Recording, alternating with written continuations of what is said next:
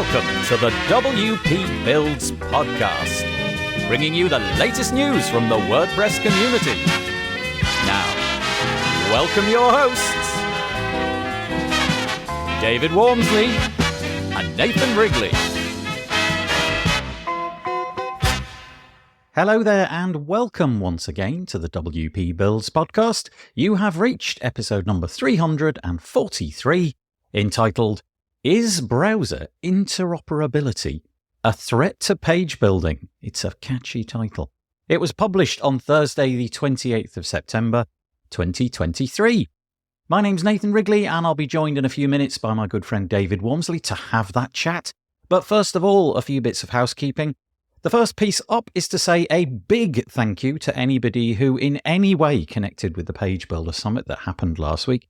It was, from my perspective at least anyway, a great success, so thank you to all the sponsors, all the speakers, all the attendees, and of course to Anshan LaRue and Sunita for helping me put that event on. It was a real success. Hopefully, Page Builder Summit version 7 will be around the corner in 2024.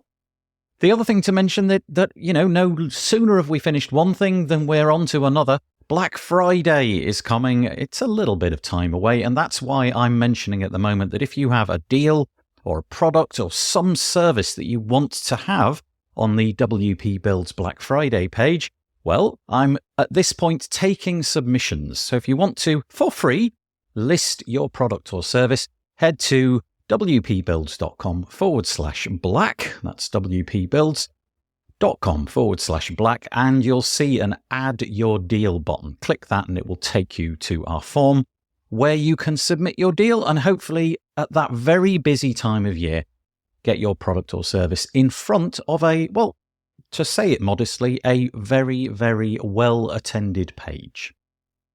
The other thing to mention is if you in the future have anything to say about WP Builds, please share it on social media wherever you like. We don't mind which platform you use, but if you're going to write a comment, we'd love it if you use the commenting system built into WordPress. So let's say, for example, you've got something to say about this post. Why don't you head over to wpbuilds.com, search for episode 343 and leave us a comment there. We would really, really appreciate it. The WP Builds podcast is brought to you today by GoDaddy Pro. GoDaddy Pro, the home of managed WordPress hosting that includes free domain, SSL, and 24/7 support. Bundle that with the Hub by GoDaddy Pro to unlock more free benefits to manage multiple sites in one place, invoice clients, and get 30% off new purchases. You can find out more at go.me/WP Builds. Once more, go.me/WP Builds, and true sincere thanks to GoDaddy Pro for helping us keep the WP Builds podcast going. Okay, what have we got for you this week? Well, at the top of the show, I said it was called Is Browser Interoperability a Threat to Page Building? It is indeed a catchy title. David and I chat about this. We talk about the days when it was really difficult to get anything done because no browsers did anything in any way the same. We talk about the leap in recent years where browsers have got a lot of compatibility. They seem to talk to each other more. And we get into the thick of what is coming down the pike with browsers, all of the new support for the very, very exciting CSS spec. So yeah, loads to say, and I hope that you enjoy it. Hello, this is the 16th episode of our Thinking the Unthinkable series, and I think we've come up with our catchiest title so far, which is Browser Interoperability a Threat to Page Building? This is so widely available. I mean, almost anybody can find this episode accessible. My grandmother, as an example, she would love this. So, I've never even heard the word interoperability till quite recently. But in this case, it means that the browser manufacturers are operating in conjunction with each other to coordinate the features they release. And it's monumental, this. Oh, boy. I mean, if you're fairly new to the world and you've been using the internet or web development technologies for only the last few years, you are so lucky. Yeah. We went through a period at the beginning where, oh boy, I mean, going back, there was Netscape Navigator, There was Internet Explorer. I was using Internet Explorer right back to, I think, version 3 and 2 and things like that. Internet Explorer 5 and 6 were particularly troublesome. And essentially, the way that they just didn't work with one another, each of the browser manufacturers were creating the browser utterly independently with a team that never talked to another team. So Internet Explorer would never talk to, I don't know, let's say Firefox when it came along. And so what came out of your HTML, the way it was presented, looked really different. So there were all these things that you had to go to make it look at least vaguely similar. And we had things in the contract, like, if you want it to work on IE6, you're going to need to pay extra money. That kind of thing. Do you remember all that?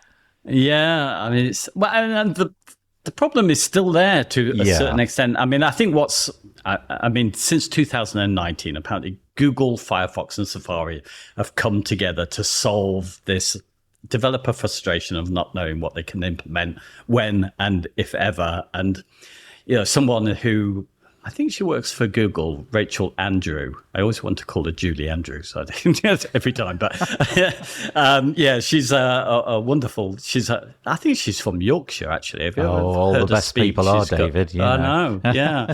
Well, anyway, I've seen her talk a few times about the fact that there is this issue. There's a big buzz over a new CSS feature that might get introduced by Google that's getting into Chrome and that get loads of social media attention. And then nothing, and it will take years for that to be implemented, if ever, leaving everybody, all the buzz around a new feature. It's kind of lost, and people don't implement it or know when to implement it. So, finally, they've all got together and thought, we need to end this madness and kind of put our heads together and work with the W3C and share what's going to go through to CSS working groups and things like that. So and it's been working now. So the first one, the first year was 2020. I think they agreed on some things to implement, and it's meant now that a lot of new features are coming to CSS, and we know when they're going to arrive, and there's measurements to how the browsers have implemented them. So we're moving forward, really. It really is amazing, actually. I guess if my children were to look at the internet, they would assume more or less correctly that if they had an Android device or a desktop device or a whatever device, an iPhone or whatever, that broadly speaking, the link that they're sharing with all of their friends is going to look identical.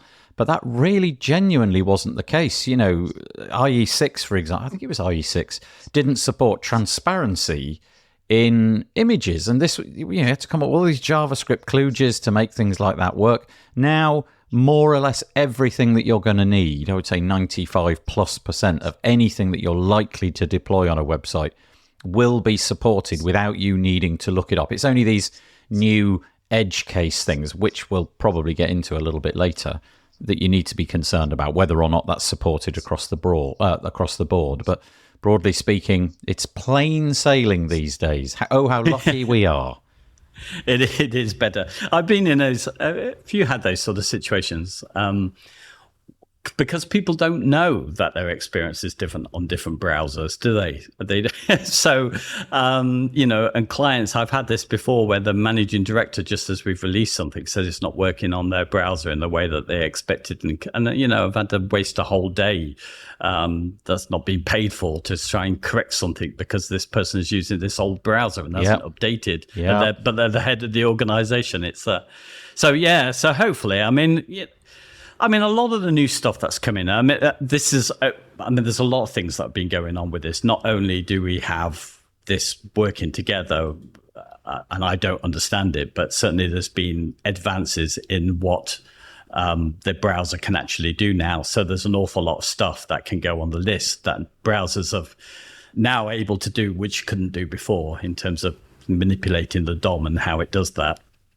Yeah, you know what? The whole capabilities of browsers are so amazing now. Even just things like, an example that I gave to you prior to starting the recording was that it's really obvious to me now that a lot of what we would call SaaS software that used to, they used to have a Mac version and a Windows version, and then they would have the sort of online version. It's now pretty obvious to me that a lot of them have just ditched their the endeavors on the Mac and Windows, and they're just shipping a PWA, like a web app, which is basically a wrapper for the browser version. And everything works. There's almost nothing that's not true. Obviously, like core animations in Mac OS are still incredible compared to what you can do in a browser. But the day isn't that far away, I'm sure, where you'll really only need to build it once. And I guess, hat tip to the likes of Firefox and Google and Safari for talking to each other. But my son recently got his hands on a Chromebook, and it's a browser. It's a browser with a keyboard, basically, and that's all it is. You switch it on, and there's a few bits, like, you've got Wi-Fi settings and things like that, but broadly speaking, it's a browser. And I was amazed by the quantity of stuff that I could simply do in the browser that I thought, well, that would be out of bounds, and it really isn't. I think the only holdouts for me, for the Mac, using a Mac as opposed to just dropping everything and using a Chromebook, are things like video and audio editing. Yeah. I still don't feel that that's been caught up with, but I can't see that won't happen. There's some fairly good video editing apps. They're not as good, but I imagine the day will come when all of that will be possible. Yeah, absolutely. I mean, should we talk about, I don't know, what's coming with CSS? Because this is it's really my obsession at the moment. I feel it really is, isn't it? Yeah, it's amazing the way that you've rejuvenated your interest in it. Yeah, let's do that. Go on.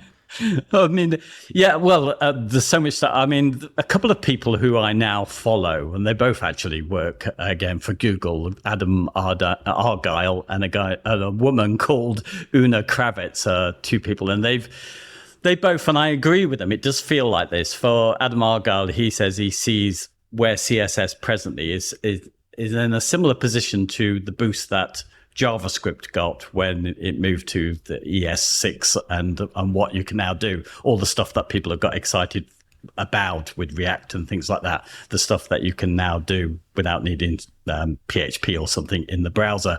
But Una Kravitz also called it the sort of golden age of CSS with all the stuff that's coming in there. So there's a real excitement about what that can do. But listing all the stuff, shall I just mention some of the stuff? Let's pick out a few of the interesting ones that honestly, I think a lot of people won't have listened or heard about this because it's not the hotness for most people at the moment. So yeah, go nuts. Yeah, some of this is old stuff that's in before all of this agreement. Grid, obviously, I think that's still, people are catching up on that because Grid is the replacement for Flex, really, for whole page designs and whole sites you can design with it. And subgrid is coming to that soon, and that means that within these grid layouts that you can set out for all your pages, you can then align the subgrids with the parent as well, and that's yet to come. So I think that's going to be a massive shift for me, and we'll maybe talk a bit more about this, is because Flexbox has been with us for over 10 years now. It's been the way that most people lay out the pages and the way that page builders work, and that's why whether this can be a threat, because I think because they are all flex based, I think there isn't really anything that Grid can't do that Flex does already, and it can do more in 2 dimensions. But the really new stuff that's coming, obviously there's CSS variables make a big difference, so you can be setting globally or kind of styles and that, and referencing them in your document. Nesting is a new thing which is coming, which is, the ability to, as you would have been able to do with the preprocessors like SAS, where you can actually group your stuff instead of writing this really complex code where you have to reference the title for a card and then the paragraph for a card. You can embed it within the same command, and I think that's really going to tidy up CSS and the way that you write the stuff, so it's going to be less of that. I think a big one for me, within that one, there's also, I think, due to come, and I think this is maybe where SAS will disappear, because nesting was a SAS thing, mix-ins, which is where you'll kind of be able to do sort of programmatical things with CSS. So I think that's in the future. Cascade layers, that's probably the most exciting thing, I think, for many. Yeah, this is great, isn't it? Explain this. Yeah. Well, because CSS has always been, well, it's cascading style sheets, and that cascade has always meant that the thing that's lowest in the document overrides the stuff above it. So you always have this real difficulty, and different elements have different levels of priority within this. So you always got stuck with things not working as expected because you didn't know where they came in the cascade, and specificity always was the issue. Yeah. So you know, trying to problem solve. Well, what's now coming is this cascade layer where you can effectively take out, and this will be useful probably for page builders as they presently are, is the fact that you can kind of assign a layer and it has its own specificity, which is kept separate from the rest of your CSS. So it could, you know, it's probably not a threat to page builders as such, and probably it's something that can make it a lot easier to solve problems. If you're plugging, adding onto an existing framework, you can probably separate out your CSS with it. But but I think that's really exciting, that, because and I think maybe because from what I understand with the way that people are building websites more these days is not so much as I grew up, where you had your one style sheet, this single place where you would adopt all of the styles for every element that were on your site and everything. There's a much more component based thing where if you've got certain card designs, you will keep that CSS and HTML as a very sort of separate unit in itself that will be slotted in. So in some ways similar to page builders anyway, in natural CSS. Where you've got like maybe a row or something, and you give the outer wrapper a certain ID, and then that becomes the sort of container. But it's still, all of that CSS had to go in the whole usually style.css or something like that. And it's so easy to get lost in all of that. Whereas if you can contain a piece of CSS which you know cannot interfere with anything outside of that container, it allows you to code more freely, and you can dump that piece of CSS wherever you like, and you can retrieve it and know that, okay, here it begins, here it ends. That's just to do with, I don't know, a good example would be the card that you mentioned. If you've got the CSS for that card, and that's the container for it, I've always wished it to work that way, because, you know, after working on a project for a week, you do inevitably end up with like 1,200 lines of CSS, and you can't remember where anything went. But that makes it so that you don't even need to think about it. It's just, you know that it's contained. You can't interfere with it. No matter what piece of CSS you write, you are not going to override it by something else elsewhere. Yeah, it's great. And then within that, container queries, I think there's only Firefox yet to fully support that as we're recording this. And that really changes the nature of responsive, because then we can decide to set our individual elements that we've in a container to respond according to what is on the page rather than what is in the browser. So this is such a revolution, isn't it? This is the domain of JavaScript totally at the minute, isn't it? Yeah. And I think, that's, certainly it's an interesting time, because, the page builder we both use, Beaver Builder, it's only just adding in a media query, a fourth one after 8 years. And you just think, why? Because this is coming, and we're going to have to rethink all of this again, because, probably you'll need to go to your media queries as a last thing, really, if you like. It's a sort of fix all things according to the whole of the whole document. You change things according to that, where we will be actually containing the element themselves and making them responsive. So I think that's very exciting. For me, I think, a few things that I think if you add in layers, grid, and the has selector, which is a sort of parent selector, meaning that you could say, if this element, this card, doesn't have an image, then make the text this big or whatever, or make it this size or whatever. That kind of high level ability to change a layout goes in with that. So I can imagine we need to reimagine how we lay out our CSS and everything. So that's where I feel the threat to page builders is. But I think there's so much more exciting stuff coming along because of things that are even going into HTML. So it's now becoming a thing where we've got the dialogue tag that allows you to effectively have a pop up, and we've got pop-ups coming soon. I mean, natively, yep. Yeah, I mean, so a lot of these things that we've always looked for a JavaScript solution for now might be able to be done with just HTML and CSS. And along with that, we've had a whole new bunch of stuff that we can do with our fonts, with our colors. There's a whole new color ranges coming in there. There's LCH, which is lightness, chroma, and hue, which is what they call in HD colors, and color mixes, where we can mix two colors together to get the ones that we want, which would probably change the nature of how we might.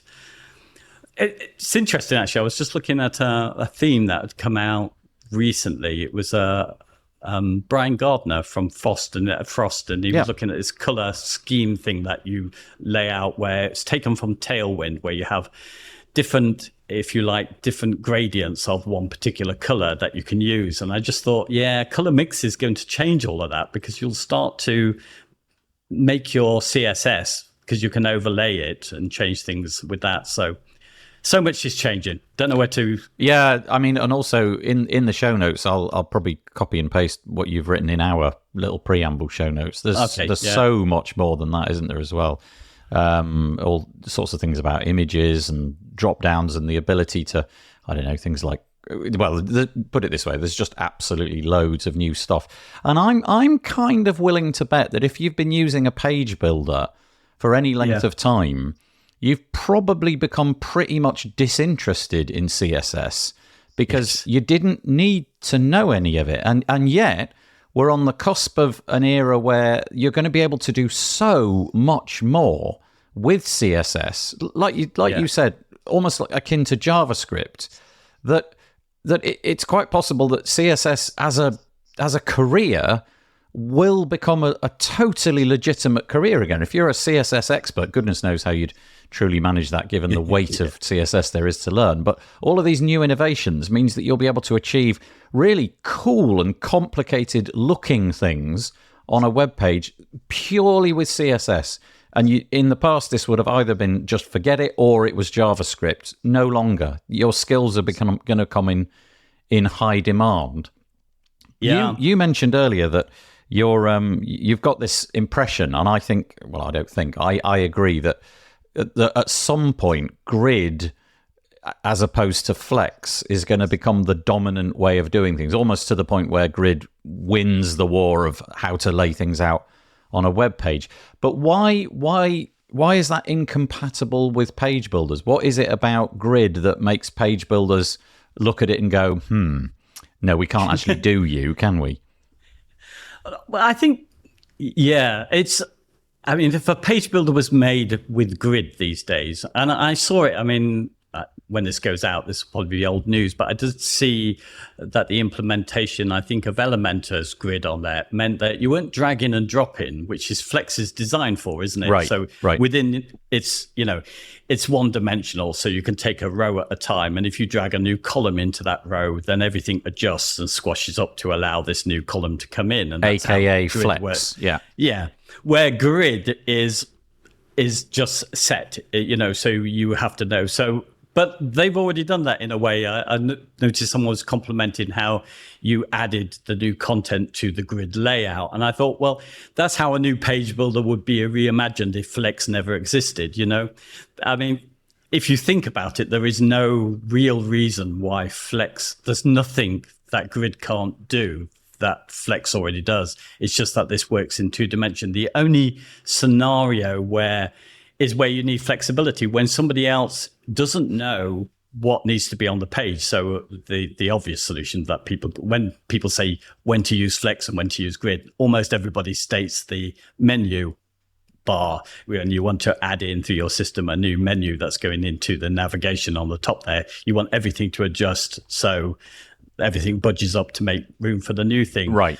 But in reality, there's no reason why you need to have that at all, is there? I mean, if you just add in another grid. But also, I was going to say, also a cleverly designed tool that detects that you're dragging something in and therefore says, okay, we had 7 items, now we have 8. Can we make the grid 8 now, please? So at the moment, when you drag in another row and another column, say, and it's a flex layout, it just you don't need to worry about that. If there was 3 and now there's 4, it just makes everything, 25%, or it makes things a quarter. Whereas grid, it'll just be like, no, not having any of that. That 4th one, that's going on a new row, because the row, there's 3 columns. The grid is 3. But surely somebody with a bright spark somewhere will say, well, they're dragging in something else, and they've tried to put it next to it. We can see that the drop zone of it is next to it, not under it. Okay, let's make the grid 4 now. And I would imagine some clever bright spark somewhere is working on your ultimate page builder, David, that includes drag and drop grid. Maybe it's not possible. I don't know. Yeah. And grid, I mean, I'm stating grid as in it's kind of set, but actually it's probably it's most responsive, because you can set it to auto, so it will automatically respond, and it will respond. That's right. In 2 dimensions as well. So I do imagine that, for the whole, I think page builders will need to be reimagined, given that it's designed to be able to do a full site, not row by row, which is where page builders have, they've been brought up in an era where you didn't have that opportunity to do that. And at the moment, all that's been added by request is to add grid within a working Flex system. So I think, So before we get shouted down and say, but you can use grid, and so the distinction there is that you're using grid as a little bit of a wider row, which in itself is using something like Flex. So it's it's grid within Flex, which is probably also within, I don't know, Bootstrap or something like that. Yes, exactly. Your grid's not, I don't know of any system in WordPress at the moment where your basic parent grid is laying out your header, your footer, your sidebar, and your main content area within that basic grid format, So effectively with grid, you could just, at any point, you could just swap it over. So the head's where the foot is, and the foot is where the head is, and the sidebar's the other side. Right. None of them are working like that. And then within that, you would have further grids. All of them are separated, aren't they, into some Flexbox container of the header and the footer, and the content in the middle is usually a Flex, and then grid has been added within that. So presumably that is almost like a brick wall in the middle of the road for the current slew of page builders. Their implementation, let's work on the basis that grid in a few years is the dominant way many people wish to do things because of the flexibility it brings. Honestly, it's ridiculous that I'm saying flexibility over grid. It just somehow that doesn't work, but never mind. But these tools, they can't really... It's a total rewrite, isn't it? You can't change Beaver Builder, say, or Elementor to adopt this other system, grid, in the way it's implemented at the moment. You really are creating a fork of the product, and everything prior to that fork will work in that way. And now we're going on to a new way of doing it. And this is the catchy title. Is browser interoperability a threat to page building? It's around that, right? It's on the premise that grid will win, and therefore the page builders that we've got at the moment simply can't do it. It'll have to be a new page builder if page builders, continue. Yeah, I think it's, I pick out grid all the time because I find, as I'm looking to people to teach me how to do CSS, I look to these people who know so much more than me, and I follow them. But it is interesting because I've come in later almost skipping, because I was busy with the page builders, the whole grid, the whole Flex stuff. So I come in and I'm going, why are you not using grid? And that, more as I watch people do it, somebody like Kevin Powell, I realized that he's saying, yeah, you might want to use grid for this now, where before he would still want to sort of stick to a sort of Flex. And I could see, particularly, I was referencing a talk, which is at the time where we were recording this, there's just been CSS Day, where there's this Ulma Kravitz was doing a talk, and she's very much talking about, with all of the new stuff that we've got in, now the difficulty is there is so much new stuff, but actually a lot of this new stuff will replace it or make simpler what we do. It's just that we haven't worked out how to do it, how we can connect these layers, how we can use the container queries instead of using media queries, how we can, even things I didn't even mention there, where text wrap and balance and all of these kind of things, and CH units are all about how we lay out our text. And actually we can be setting those up to sort out our layouts, as well, and work for multi-language as well. And, where previously we were thinking one language, we maybe put some padding to stop our text touching the next unit too closely by putting a bit of padding on the right hand side. Well, we probably won't do that any longer because, we've now got direction with our text now. So we'll actually be using different ways of putting the padding. So if someone's reading it in a different language where it's going from right to left, the padding will be on the other side and things like that. So I think there's an awful lot of reimagining almost every element of CSS at the moment. So I can imagine, it's not all there, but I can imagine that nearly all the page builders would need to rethink their future. Yeah, I think so. So not only have we come up with the least clickbaity title for an episode, we've also got the content which we're desperately trying to describe. Because all of this is visual. It's so difficult to describe what's going on. Just harking back to that point that I made a moment ago, where I sort of suggested that there will be more of a career in CSS in a year's time than there ever has been. What do you make of that? Do you think that in the same way that there's like JavaScript engineers, and if you just know JavaScript, you can have a fully fledged career. Do you think that this added complexity, all these brand new things that are coming into CSS, do you think that makes a CSS person a person that's going to be desirable? There is a career in that, in other words. Well, yes, I think so. Yeah. And I think page builders will be different. I think we're just seeing the start. It's interesting as CSS has now become the big thing now, and because of the amount of stuff that browsers can do and the working groups that are going on and the history we've had with the web, I think there is so much need now to see HTML and CSS doing most of what we want WordPress to do, most of what I've ever needed to do for nearly all of my projects.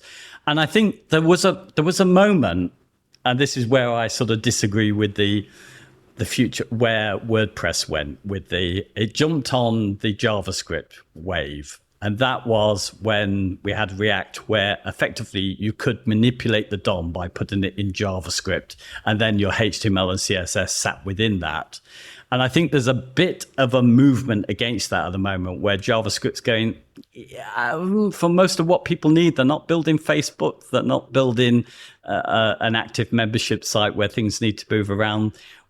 We just need the HTML and CSS. The CSS is going to get better. So I think the JavaScript now is really a skill which started to become a front-end skill, didn't it? When you hired, there's some articles, Chris Coyer mentions one about the fact that there are two types of front-end developers. There's the one that might be a React person who's dealing with your HTML via React. And then there is the traditional sort of building it up through HTML and CSS. And I think that latter one is coming back big time. Yeah, that's interesting, because I think a lot of this is significantly more complicated and new, that if you do immerse yourself in this, then I honestly think there's a career in it. And Chris Coyer is a perfect example. He started writing about CSS at a time where more or less it was just kind of new. Prior to CSS, everything was done with tables, and anybody could work out how a table worked. I mean, it was infuriating to make it work, but the principle of it was dead straightforward. But then cascading style sheets came along, and there's loads of little nuances and, padding, margin, the whole cascade itself, and floating and all of that was complicated. You had to figure it all out. And now that there's all this new stuff coming around, which will really revolutionize what you can put on the page and the sort of interactivity of it, if there's a thing over here, then this thing over here might be slightly different. I think there's a job. I really do. And I think anybody coming into the web industry who really likes the way things look, then now you don't need to worry too much about Java. Well, that's not true. I think you need to worry less about JavaScript. I think you could just be a CSS person, and that would be great. Yeah, and I think for what we do, I mean, JavaScript sure is going to be needed when there needs to be some real clever interactive stuff with data being brought forward. But for most of us, essentially our sites are static. Yeah. And the JavaScript we need is often for, again, something else which is coming to CSS, scroll animation, you know? All of these things like pop-ups, drop-down, scroll animation, all of these things which we've relied on, most of us will use JavaScript for, are coming to the HTML, because I think that's been a separated thing off. So I think the JavaScript developers of the future won't generally be the people working so much with the React and stuff and doing HTML via it to manipulate the DOM. I don't think there's a need for that. There's a comeback on getting that back to HTML and CSS, with CSS doing more the basic JavaScript stuff. But the JavaScript will be needed for, obviously the clever interactive where it's pulling in data from other sources and all that kind of clever stuff, And that will be way above our heads. But really, when it comes to the sort of clients we've ever needed to deal with as WordPress users, that we're pretty much covered with the future of, I think, HTML and CSS. So anybody who's been listening to this podcast more recently will have noticed that your interest in WordPress is waning. If somebody were to come out with a really fully featured, let's call it a page builder, right? But it was utterly based upon something like Grid, and it had all of the new things that you've gone through and you can read about in the show notes. Would that draw you back into WordPress? Is there any bit of WordPress which you wish your non-WordPressy sites could have? So obviously, dynamic data and things like that come to mind. The database, anything that you can pull out of there. Would that interest you again, or are you just, has that ship basically sailed and now your fascination with CSS and making the output HTML as simple as possible, does that mean that, WordPress is beginning to appear in the rearview mirror for you? Well, in some ways it is in the direction that it's going, but the interesting thing is, and I guess I only saw a benefit of it in this last week. So I was quite interested in these static site generators. Most of the earlier ones were based around some JavaScript thing which went out. And now the new one that I was interested in was Astro, which is, it basically just allows you through an editor to put out plain HTML and CSS and add in JavaScript as you need it. But why these are great, if you're a coder, that is, that you can sort of put into components little sections and stuff and put them through. What I discovered recently, even on Astro, if you use those, it will still output its own IDs into your, or classes into your HTML. Now, with what I'm doing is using the basic WordPress with just shortcodes and fields. I don't need to do that. So I can put in sort of plain HTML within WordPress. So WordPress is still my favorite static site generator. Somewhat surprising, that, isn't it? Yeah, I know. And I actually think it works really well, partly because I know it. And but also, so in some ways, I never seem to believe in WordPress at all in any way at the moment. Promises. But I also feel, in a way, this was a bit of a mistake. I think if WordPress hadn't jumped onto for me at the moment, the way I'm guessing the world is going, if it hadn't have jumped on the Gutenberg thing, it could have probably kept as a simple PHP unit edit as I'm using it now, using shortcodes and using the fields to create a new generation of the things that I would like it to be doing at the moment. I'm sure there would be, I don't think it can go that route with the way it's gone at the moment, but I'm pretty sure that someone could build from the basic WordPress stuff a new builder that worked with the new CSS. So I think for me, I've kind of used WordPress all the time still, but I'm using it not in the way that anybody's leading it forward at the moment. There's got to be a video series in here, David. Come on, reinvent the well, you can't use Beaver Junction anymore, can you? Have to be your David Wormsley channel or something. Tell us, show us on a video what it is that you're doing, because it sounds really fascinating.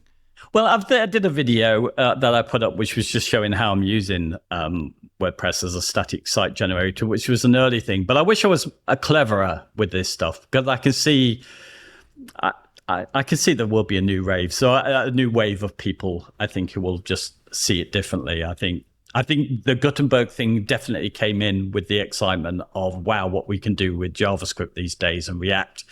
But these were designed for single page applications, you know? And I think I can see the turn against that already is like, well, yeah, it seems like a short-lived period, actually. And I can see a return to perhaps values that perhaps more reflect the W3C anyway. You know, do you think that you're in an echo chamber there? In other words, because you're consuming lots of this content about CSS and, you know, keeping it simple and static sites and all that, you're imagining that everybody else is doing the same thing. So, you know, everybody else should do what I do. What the heck are they all doing? Because I don't feel at the minute there's a groundswell going in that direction. You know, I don't wish you any ill will, but I don't see the same interest elsewhere that you've got, despite the fact that what you're doing seems really interesting. No, well, you're right. I mean, that's the thing always to be wary of as echo chambers. And definitely there must be a case of that. I'm now consuming different stuff, which is telling me that. But I think ultimately what's going on in CSS working groups affects all of us, you know, and WordPress has to abide by what happens in that, doesn't it? That's true. Eventually. Yep. And so I'm only looking to people who are above, if you like, the WordPress echo chamber and to see where that future's going. So, right. So I think, you know, but I mean, obviously my interpretation of the fact that I think, you know, it is the golden era of CSS. And I think there's a bit of reclaiming. See, one thing that I've realized recently, just having to learn this from beginning and trying to create my own sort of WordPress setup, which is just outputting these, you know, bits of HTML, is that something which I think is getting a bashing at the moment is all of these frameworks. So things like Bootstrap and Tailwind. People are sort of looking at it and going, with the CSS now, you can kind of lay out semantic HTML. And with what you can do with CSS, you don't need to keep adding specific classes to everything and labeling it up. You can actually apply it with, you know, child elements, with pseudo elements and everything. Yeah. And with things like has, you can apply those. You just so what I mean. You can now imagine that you think, well, actually, the basic thing, the HTML there can be, as it really always should have been, separating your styling from your content. The HTML, I think, more than ever can stand as content which sits on the page, as it's always meant to be, hasn't it? It's always been that. So super simple markup without all this div within a div within a div within a div, just so that you could achieve some visual thing. Now you'll be able to do that more by, okay, has something that's a child element, has it got an image in it? If it has, then do this to the text size or something like that, as you described earlier. All of that kind of the how to describe it's almost like a programming language more now than it's ever been. The ability to do that means that the HTML can be super slim because you're not styling around unnecessary divs. You can style around what's actually on the page. So if it contains this, or it has this, or if it is this, you'll be able to decide how it looks. And so, yeah, I'm in agreement. All of that sounds perfect. I think you'll remember the time, really, won't you? Because you came in with HTML and CSS learning that first. And you'll remember when CSS came in and the idea was to separate style from content always. And I think because the CSS wasn't able to do enough, you needed to kind of do some hacks and you needed some systems to do that. And I think this is where we're getting back. It's almost like CSS has caught up to be a proper styling tool that does what you need it to do to be able to keep the HTML simple. Do you know what? So I think... sorry, carry on. Go on. No, that was it. And I think, you know, so the reason why page builders appeal to me is because, you know, apart from the fact that, you know, we had the tables and then we had the floats and then by the time Flex came in, it was quite complicated and still wasn't. And you thought, give me a page builder. Flipping heck, you know? Yeah. My clients haven't got the time for that. But now I think, well, actually, the CSS has got better. So the page builder, what I needed it for mostly was the complexities of layout was the main thing. And I'm thinking, well, actually, that's just got a lot easier. Yeah. Maybe a little bit. This is brilliant. So, yeah, you're absolutely right. The promise of CSS at the beginning was that you would utterly separate the markup, you know, the HTML from the way it looked. And then it turned out that a lot of fairly basic things that you wanted to achieve. Not only were the browsers in disagreement about how that should be done, so that caused frustration, but also there literally was no way of doing it. And the design, fairly simple things that you wanted to appear on the screen couldn't be done. So you had to wrap things in other wrapped things, in other wrapped things, and float things here and move things here and style this item and give it a background layer and all of that kind of stuff. And now we're at the point where the CSS has actually caught up to what probably we've always wanted to see, which is basically a magazine. We want to be able to present anything we like, anywhere we like, but we couldn't. And so the whole page builder thing was a stopgap in the narrative that you're presenting here. The whole page builder thing was a nice stopgap. But if we truly want to unshackle ourselves, there is no page builder at the moment that can do that. Maybe it'll come along. Maybe it's almost near release. Who knows what brilliant things are being worked on. But we'll be able to put anything anywhere with simple markup and complicated CSS. I'm not sure that's any better now that I think about it. Overly complicated CSS that you can't really understand, but really simple HTML. Yeah, I think that is better, isn't it? Because CSS, at least you can like lump into different areas, whereas the HTML's got to appear in the kind of correct order. Interesting stuff. I'm glad that it's going this way, though. It feels healthy when CSS, just raw CSS that all the browsers can agree upon, when all of that complexity is the same everywhere for everyone, and we don't need complicated proprietary layouts that only 10% of the people are using. If HTML and CSS combined, maybe with a smattering of JavaScript here and there, if they can present more or less anything on the web, that's a win. Yeah, I think that's where we're moving. It is interesting, though, because, as I say, I have to learn from people who know so much more than me, but it's quite interesting where they are on the journey. I heard a debate from some real top people in CSS who've been training for a long time talking about Flex and Grid, and it was mostly the conclusion, they were fairly honest, is that they're still mostly reaching for Flex books, because even though they don't haven't found a use for Flex Spaces yet, one of its things, they still understand it better than Grid. So I think we're a long way before people start to see what the new CSS, the stuff that's being worked on at the moment and is committed to coming into browser support soon, can do for us. And I think obviously when that does happen, people will just because I'm starting to do it now as I'm trying to work out how to lay out pages and style them with my style sheets. I'm realizing, and I'm marking it up. I put out a site live, a very simple one, but I think it maybe has one class selector on it and one div throughout the entire site because it wasn't needed. Yeah. And it makes you think, all of these, because it was needed. If you wanted to employ something like Bootstrap, you needed to set out these style classes so you could organize it. I just think that's disappearing. It's kind of interesting because in the whole broad, if you look at the last 30 years of technology in general and the last 20 years of the web, I suppose, there's always been the promise of a simple future, hasn't there? This technology is going to make everything so simple. I would be fairly amazed if everything that you've described turns out to be as simple as possible. But on the HTML side, at least, it's fairly straightforward. But I guess we'll just have to wait and see. I am really curious to know if somebody, because I do love page builders, and I would love to know if somebody is coming up with a full-on Grid version of a page builder and how on earth that even works. That would be of great interest to me.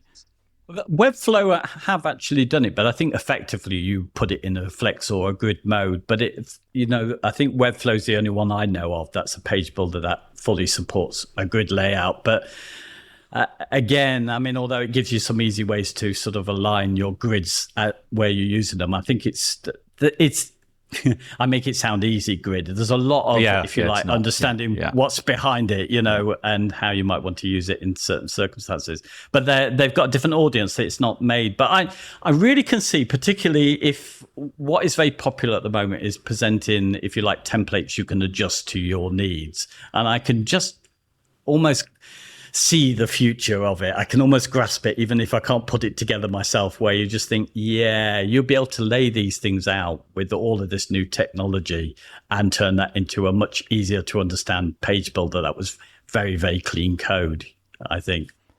But we have the elephant in the room here, David, which is Gutenberg. I mean, that's what everybody's going to use, right? yeah. Oh, well, yeah. And on that bombshell, we should probably wrap it up. Do you think? Have we gone through it?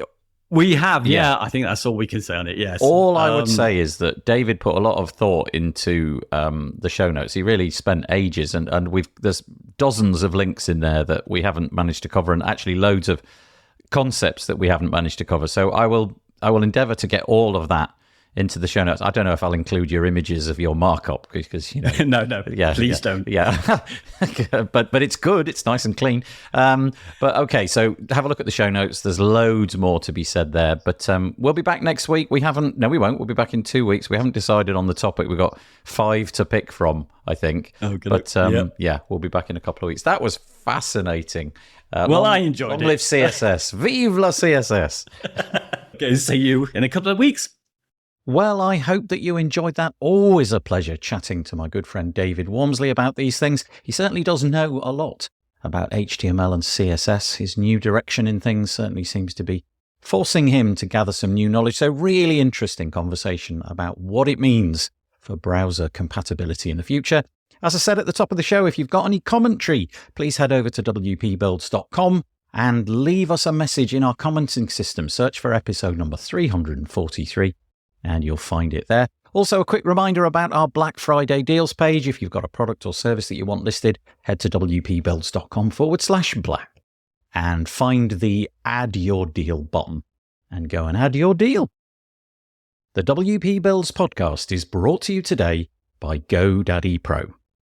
GoDaddy Pro, the home of managed WordPress hosting that includes free domain, SSL, and 24/7 support. Bundle that with the Hub by GoDaddy Pro to unlock more free benefits to manage multiple sites in one place, invoice clients, and get 30% off new purchases. You can find out more by going to go.me/WP Builds. And sincere thanks to GoDaddy Pro for their continuing support of the WP Builds podcast.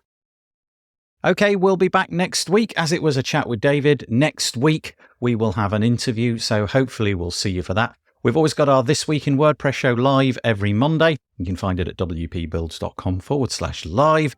2 p.m. UK time every Monday we do that. Hopefully you'll be able to join us and leave some comments there. If not, we will see you soon. Have a good week. Stay safe. Here comes some cheesy music. Bye-bye for now.